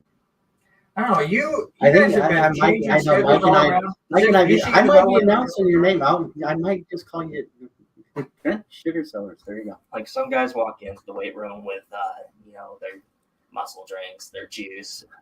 I walk in with Mountain Dew, Dr. Pepper. Oh, You're young. You can still do that. Sometimes I'm getting old. I don't know. All about right. that. Trent Sellers, LCSC baseball or pitcher. What is it? Saturday and Sunday against Corbin this weekend. Thanks for hanging out with us for this few minutes, and best of luck the rest of the season. Thanks for having me. All right, thanks. Man. Appreciate it very much. And as like Randy said, we're got two double headers on Saturday and on Sunday as we face Corbin here at Harris Field. So good luck to the team. Thank you. So, boy, I tell you what, if he has as much energy now as he does on the field, just from eating sugar, we're in trouble on Saturday. I'm telling. Just listen. I really think this dunk tank thing could take off. And you can see just on Trent's face how excited he is. I mean, every time I get a strikeout, somebody gets dunked in the water. It doesn't even have to be you. I think it'd be a lot of fun. It might be a little tough, dude. I'm ready. If it's almost that time of year, we're almost done with high school stuff. Yep. It's now time to really turn our focus March Madness. Oh my goodness! And what a time to do it. Time for a bracket. We're gonna have extra brackets. Literally, this weekend was the first time I really sat and watched a lot of college basketball, and it was definitely a good day to do so. And we will get into that in a minute. But yeah, everything's starting to wind down. Well, most teams have 2 or fewer regular season games. Yeah, I think something like Gonzaga's that. done.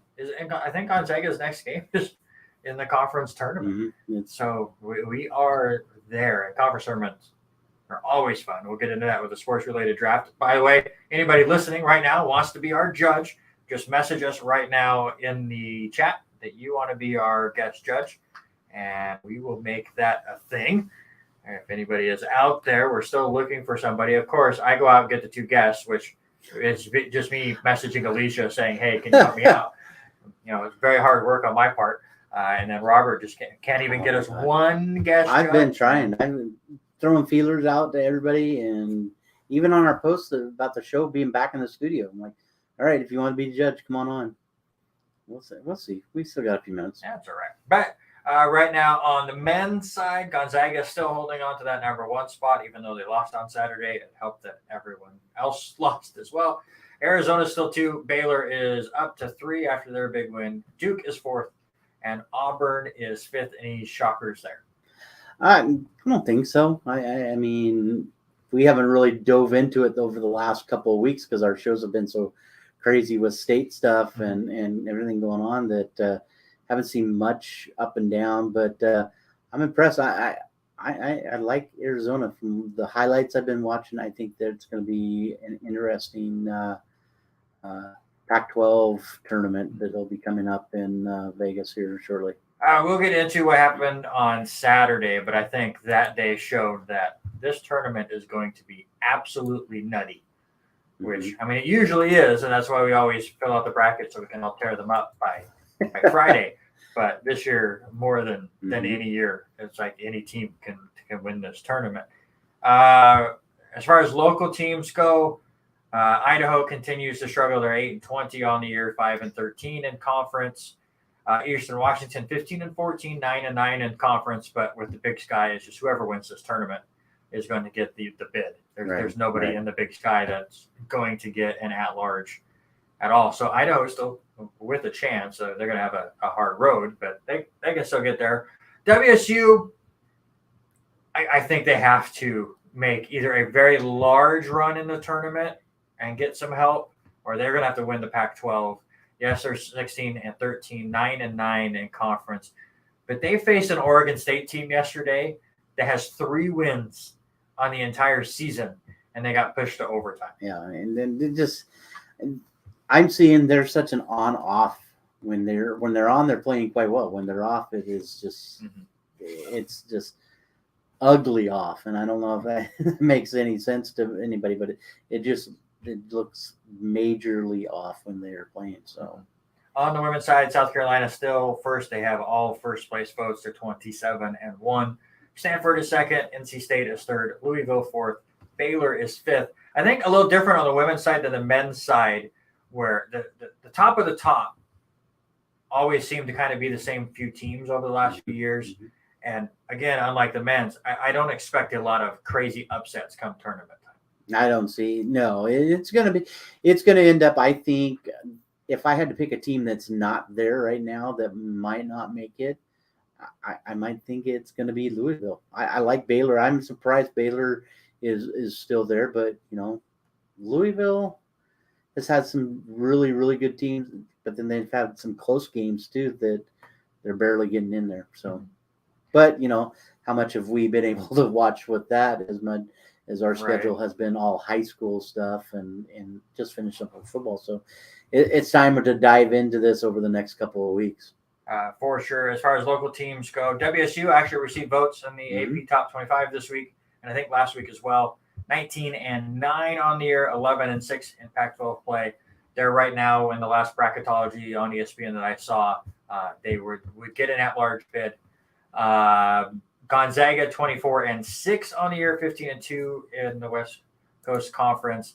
They too are right around that bubble area right now. Not getting a ton of respect right now from any of the bracket people. So you got to think that to be safe, the Bulldogs are going to have to win that tournament to get in.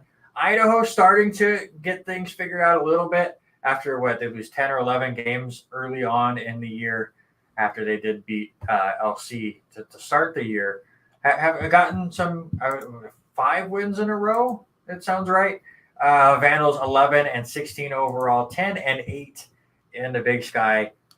Eastern Washington 8-19, 6-12 in the Big Sky. Again, both of those two teams, you're gonna have to win a tournament to make the bracket. Yeah, 100%. And is it for me? It just looks like how much these two conferences just don't have the players to compete with, say, the South Carolina. I mean, South Carolina, by dude, far. it looks unbelievable. I mean,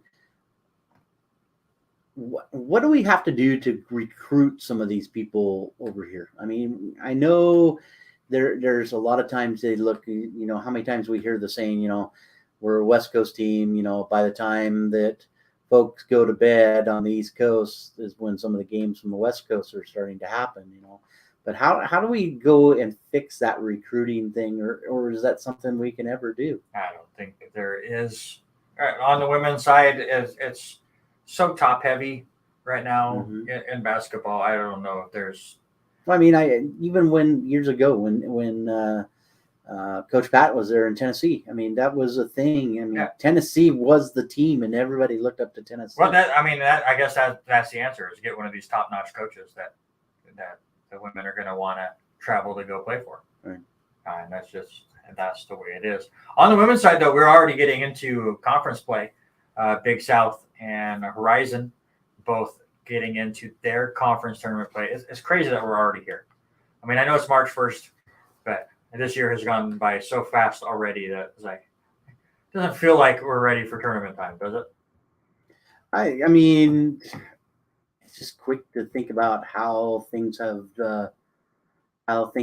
changed, and for me, the days just fly by, and it's like all of a sudden, oh, here it is, it's time, and I feel like, okay, I haven't even caught up to watch some of these things, but I think we live for these moments now, and so we're drawn to these tournaments. We're drawn to, I hate to say it, we're drawn. Some of these people now we're drawn to go and put bets on teams, and so once we get to this Final Four time and in the March Madness time, it's just everybody wants to make $1, and so that's how they're thinking about it. But we're drawn to the competitiveness of, I got a better bracket than you do.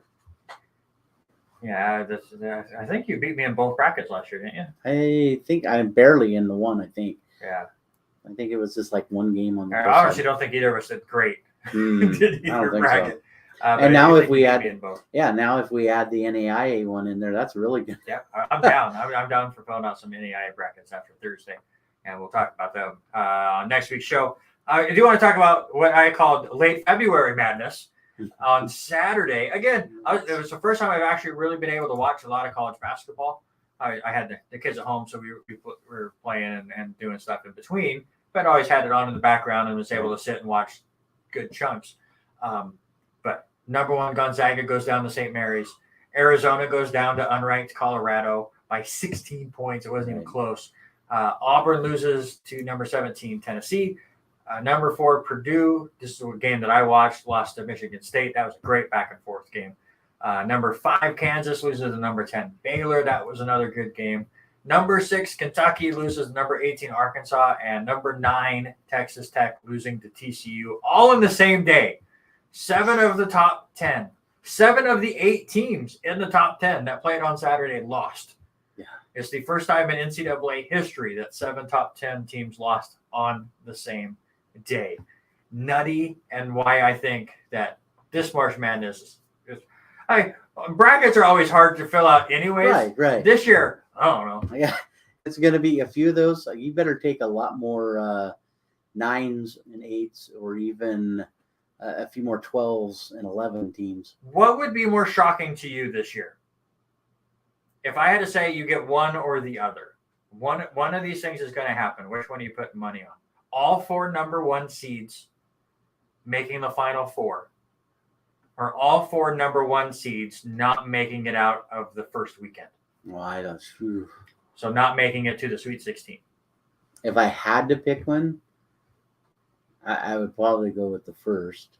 I don't think that's what's going to happen, but I don't really see a number 1 ever falling to a 16. I didn't say 16. I said the first 2 rounds. First weekend. So, and one, Virginia lost to UMBC right already. Right. So, by 20. I think I'd still have to go with the first one. I would go with the other one. Yeah. Right here, if you just look at what we just saw, right? Do you think Colorado is probably not even in the tournament? Michigan State, that's possibly a 7 to 10 seeded team, so you can see them being an 8 or 9 seed. TCU is probably worse than an 8 or 9 seed, and they all lost. St. Mary's, yes, they're ranked right now, but I guarantee you they probably would get stuck with an 8-9 seed, and they beat Gonzaga. So all the top 6 teams just all lost, and only 2 of them were to teams that I feel are a somewhat 5th of a seed or higher in this tournament. Well, yeah, you look at that. I think Baylor might be a 5 seed. Baylor's a 2 seed. So they're number 2. Yeah, so they'd be up there. Arkansas. Baylor honestly might be a 1 seed by the end of it. And I think that could be. I think they really could be because how much they moved up. They moved up. Well, I'm not even talking about where they're ranked right now. Just right. from the eye test from that game, they are a fantastic team. I think I'd still go the other way. I think most of them will make it to be a number one, but it'll be tough. And there's a lot of ranked teams playing today. Let's go through that real quick before we move on. How about number 23, Ohio State, losing to 9-21 Nebraska today. Number 13, Tennessee beat Georgia. This was a good game that I really wanted to watch. It was earlier today. I just didn't get a chance to do it. Number 11, Villanova, beating number 9, Providence, 76-74. That's a good one. Number 7, Kentucky, taking care of business against Ole Miss. Number 6, Kansas, losing again. They lose to TCU, who maybe they're better than we think because they beat number 9 Texas Tech. Now they beat number 6 Kansas. They win that one 74-64. Duke, who is the only top 10 team to win on Saturday, crushed Pittsburgh 86-56. And going on right now, number 14, Houston, beating Cincinnati 45-38. And number 10, Wisconsin, beating number 8, Purdue 45-36. So a lot of fantastic action right before the start of conference tournament play. As little as I've watched of college basketball going into Saturday has me so pumped now for March Madness. And as we've said multiple times, right now it is time to really get into it and really focus and really, really pay attention. Yeah, and you look at I think for me is how well is the Pac-12 going to play in their conference one? You know, I've always followed Pac-12, but you're lucky if you get one team in. They'll get two teams, into the bracket on the teams men's side. We'll get in for sure, maybe 3. And you got to hope with USC right now they're 16th and they're getting ready to tip off here in a few minutes, but they're going to have a tough game, especially against Arizona, who lost by 16 last week. So I think that'll be an interesting game. I'm looking forward to hurrying home and watching that one when I get home. Yeah, that'll be on ESPN. Just about when we are done here. Yeah, Arizona, USC, UCLA, I think they all make it in now that I'm looking at the stuff. Oregon is a bubble team. Colorado with that big win. Possibly a bubble team now. WSU, I think, is just they're floating around. They're too low. Yeah, I think they would have to win. I said, it's going to be an interesting Pac-12 tournament. Yeah, I think the Pac-12 gets 3 and possibly 4. All right, it is now time for our sports-related draft, and of course, Mr. UW here. Hey, Kevin, do you want to be our guest judge? We are going to list the stuff, and then you say who wins, and you are in charge of it this week if you want to, sir. You better let me win. Okay, then never mind. But no, this week you finally snapped my 5 or 6 week 5-week streak that I had because Khalil Stevenson doesn't know who Bruce Smith is. All right, Kevin is in. Kevin will be our judge. So just say Robert wins. That's all you gotta say. Robert wins. My computer's running so slow. I need to restart it. All right, so it's my turn to do the prediction. Yep. Or the idea. And again, starting to get into college basketball stuff. Right. Starting to get focused in on it. So it's not quite tournament time yet. You made it tough, dude. I really made it hard. I didn't think I made it hard. It was tough. I made it really hard. So, Kevin, your job is very, very difficult. But we are doing the best NCAA basketball conference tournament moments. So, again, we're just getting into conference tournament play. Women just started in a couple of them today. Men start later this week in a couple of the lower tiered conferences. And man, did I think when I came up with this idea that there were going to be more lists online to find or YouTube clips to find. Everything's on there, but not with this. Not with this.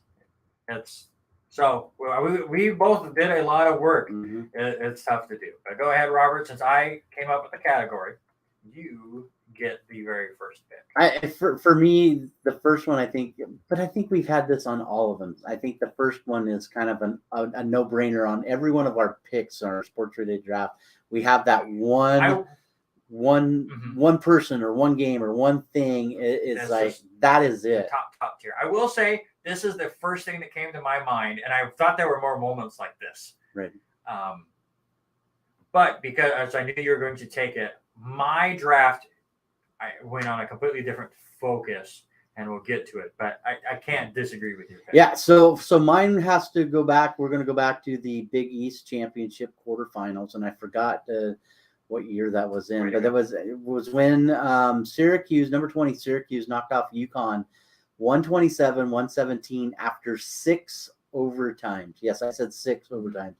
And it was the longest game ever in Big East tournament history in 3 hours and 46 minutes.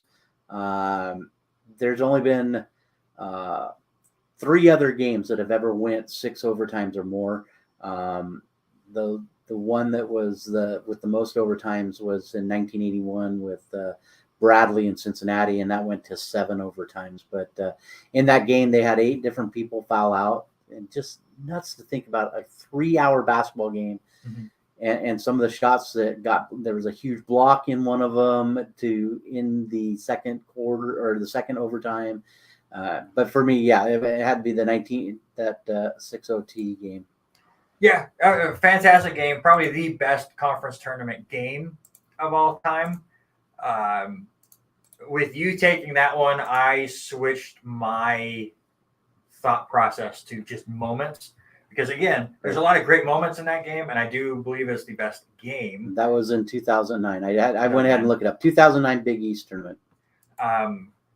So I went the other way, too, of the fact of yours was a quarterfinal game. Both of these teams are both going to make the tournament.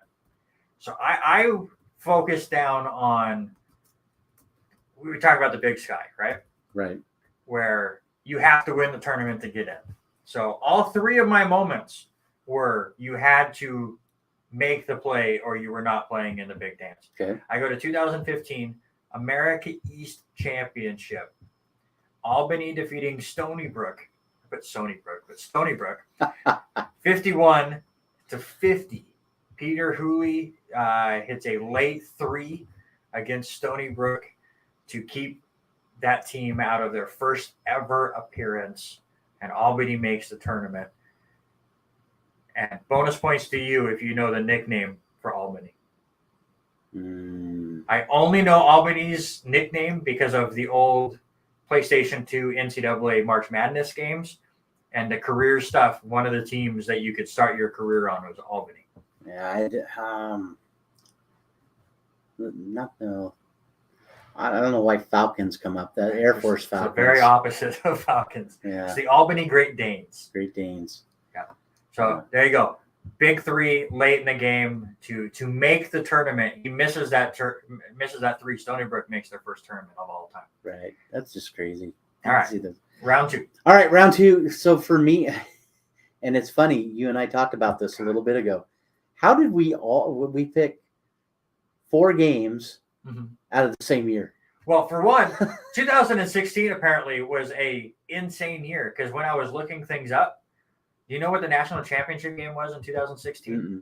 Villanova, North Carolina, where North Carolina hit that off-balance 3 that was going to send it to overtime, and then Villanova came right down the court and hit that runner. Yep. So even the national championship game had crazy buzzer beaters. So we're the rest of our games all come from 2016. Yep. I'm going to go with the ACC. I'm going to go with UConn. This is back-to-back ones where I'm going to take UConn, and UConn beat Cincinnati. And that was Cincinnati ever in the ACC? Mm-hmm. Huh. And so they win 104-97, and there was a huge block by Amid Brima, who kept the Huskies in it, blocking. I forget who the guy was that took the shot for Cincinnati. I want to say. Yeah, you're in the wrong conference. Did I type the wrong conference? You're probably AAC. Oh, maybe that's what I meant to say. But Jalen Adams tries to paint with 5.5 seconds to go in the second overtime, and then extends it into the next one. 2 big threes to end the third overtime. Kevin Johnson from Cincinnati hits one with 0.8 left on the clock, and they went back and looked at it. And then all of a sudden, they inbounded Jalen Adams. He hits a half-court shot to move it on to the fourth OT, and the shot. bank was open. Yeah, off the bat, kind of the same as what. The LC fans are. So sad I right now. know. Sorry, but yeah, I mean, hit it off the backboard, and bank it home. So give me that one. Give me UConn and Cincinnati. Yeah, I'm glad that you were giving me this win with back-to-back quarterfinals games. Back to back. You did. Your other game was quarterfinals. You're game taking too. Mississippi Valley. Yeah, Missouri Valley Championship Missouri Valley. 2016. Again, you don't win your game, you don't make the national tournament in these conferences, sir. Northern Iowa defeating Evansville, Where? 56. I don't know, 50. Missouri probably 56-54. West Washington led the Panthers with 18 points. I got this video, and if we would have done a video version of this shot is crazy. You need to look it up. Okay. He hits off the back iron, and it just kind of pops up and falls in. And right back And in. that is how Northern Iowa ends up going to the national championship or tournament, instead of Evansville. Those are the kind of moments I love Right. on conference weekend. Is I want to see the Big South stuff. I want to see the Horizon League. I want to, because you're going to get those crazy moments. Sure, are we going to get a great rematch possibly between Gonzaga and St. Mary's in the West Coast Conference? Sure, they're both going to make the tournament, so it's not as crazy as these other ones. But, all right, your third round. Yeah, I did mean to say AC on that one, but I think it's the same way there because I went and to watch the 4-minute segment, and I found it was a 4-minute segment on Sports Center, and so to watch it go back and forth, so lots of things there. So I'm gonna finally spread my wings, and I'm gonna take a WAC championship.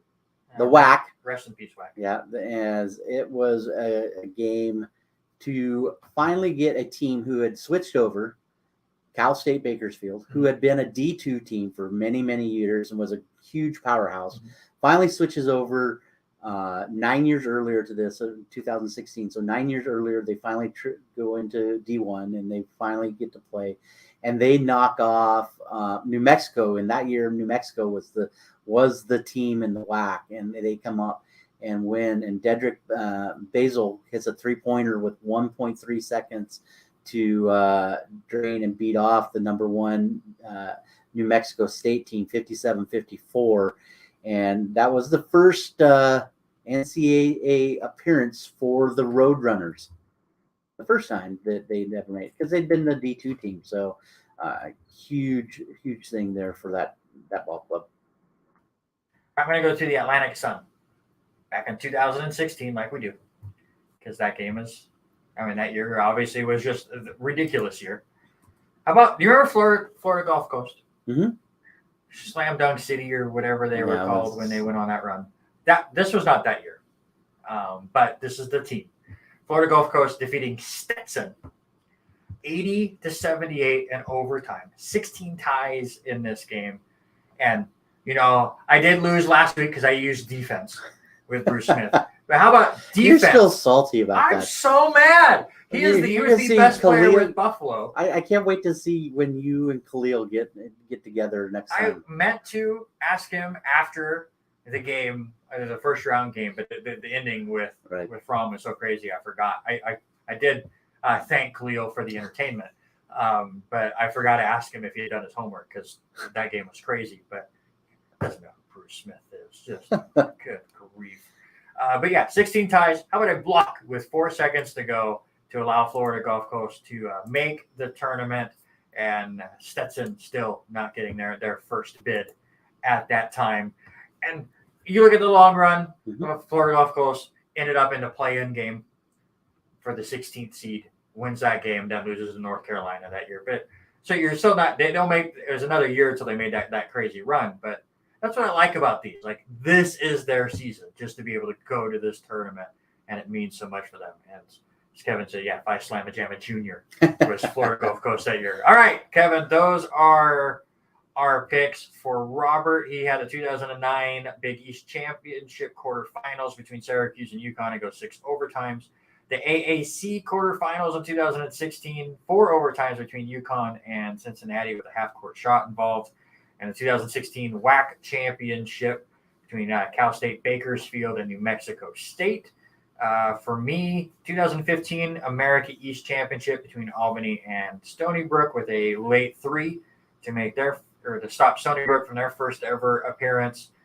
2016 Missouri Valley Championship with the nice iron play, the back iron being kind to West Washpin, and then 2016 Atlantic Sun Tournament, Florida Gulf Coast, and Stetson going to overtime with 16 ties and a block by Zach Johnson to win it. So, Kevin, when you get to it, let us know who the winner is.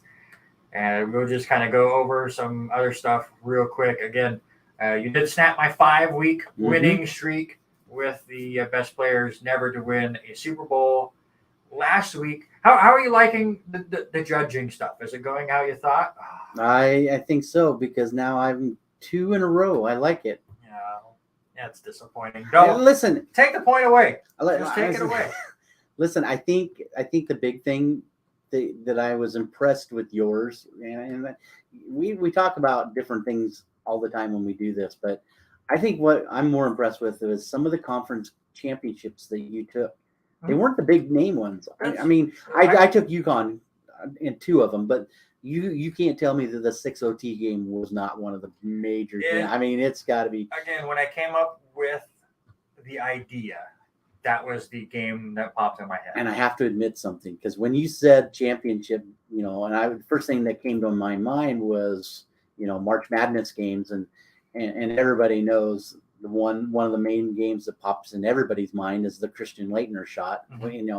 It's gonna be one of those infamous shots for the rest of all time, and that's where I first thought. And then I double checked with you, and I'm like, okay, wait a minute, let's make sure we're talking the same things. But, and we will get to those. I don't know if that's even going to be a this year conversation. It kind of depends on where it lands, honestly, and where we're feeling when that week comes. But I will accept Kevin's pick. I went. Once I knew you took the one that was in my mind, I mentally went, okay, I'm going to go this route. I'm going to go with those where they had to win to make the tournament and try to state my case that way. Didn't get the win, and that's okay. That's okay. I am Mike Stinson, apparently. Let's go to some quick NFL news. Luckily, there's not a ton there. This Bruce Arians stuff. Stupid. Absolutely stupid. Like, everyone is just dream trading all these quarterbacks right now. Oh, Tom Brady retired, but he could go to San Francisco. Bruce Arians, no, he can't. Yeah. We're not. I don't think, what would it take for San Francisco to offer to Tampa Bay to get them? You better make him an owner. You got to give him part of the ownership. Bruce Arians an owner? Well, no, the other into that. But again, they'd have to give up the horse, the buggy. Yeah. The guy selling hot dogs, have to trade him too. Absolutely insane. I heard that news on the radio on the way here. Why are we even talking about it? Combine starts on Thursday. I don't care. I can't do it. I cannot do the combine. I like watching the big guys. I really do. And I like watching the linemen do their drills because, I mean, there's a lot of these guys that have to protect the quarterbacks. I like watching those guys do it.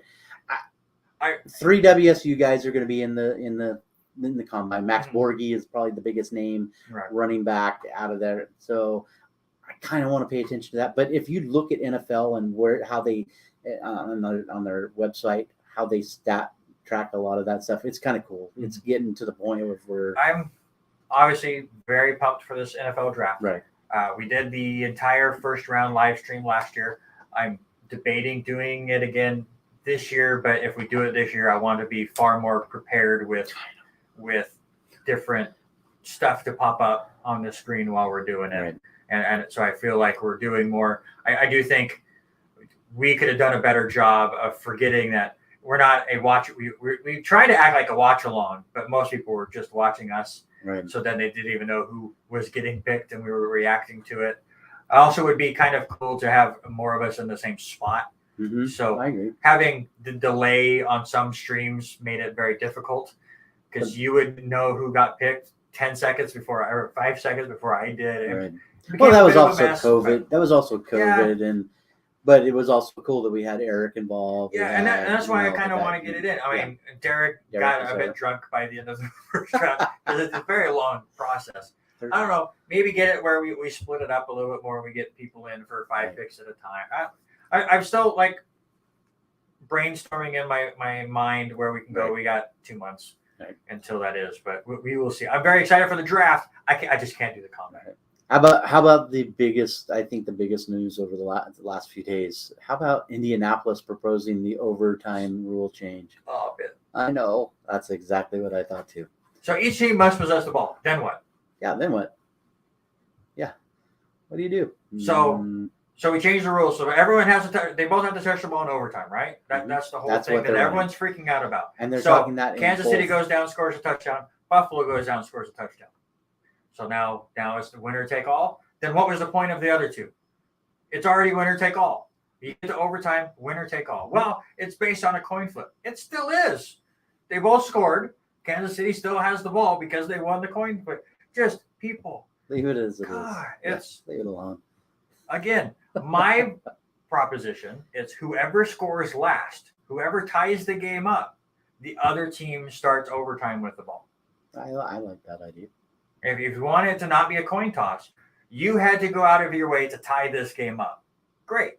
Now the other team has the ball to start overtime. Stop them if you want to win. Exactly. I like that you have to score the touchdown on the first possession rule, because then you don't have to just go 30 yards and then kick a field goal.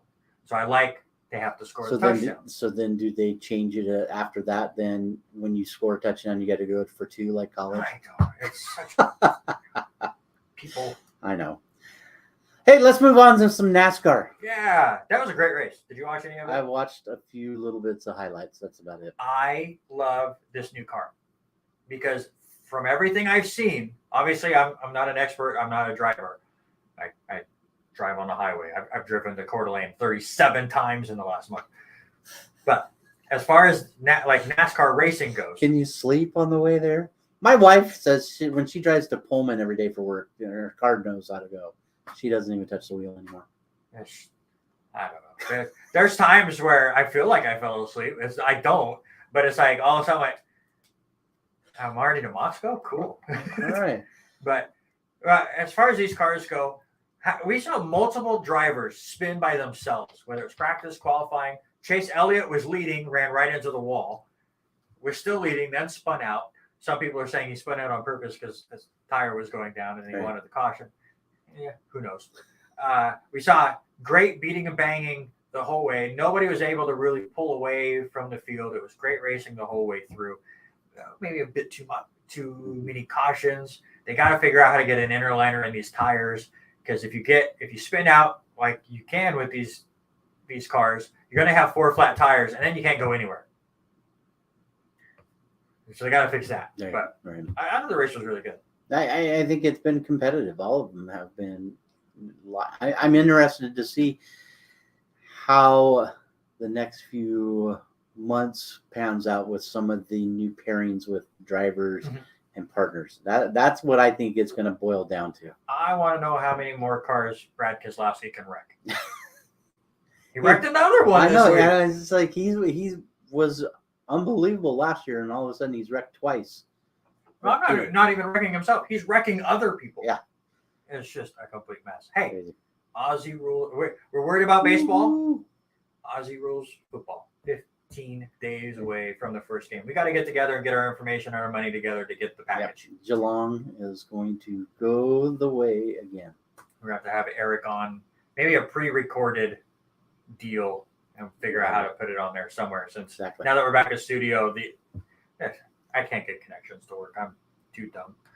PBA, congratulations to Dom Barrett. He is now the 8th bowler in PBA history to win the Triple Crown. That's the PBA World Championship, the U.S. Open, and what he won this weekend, Tournament of Champions.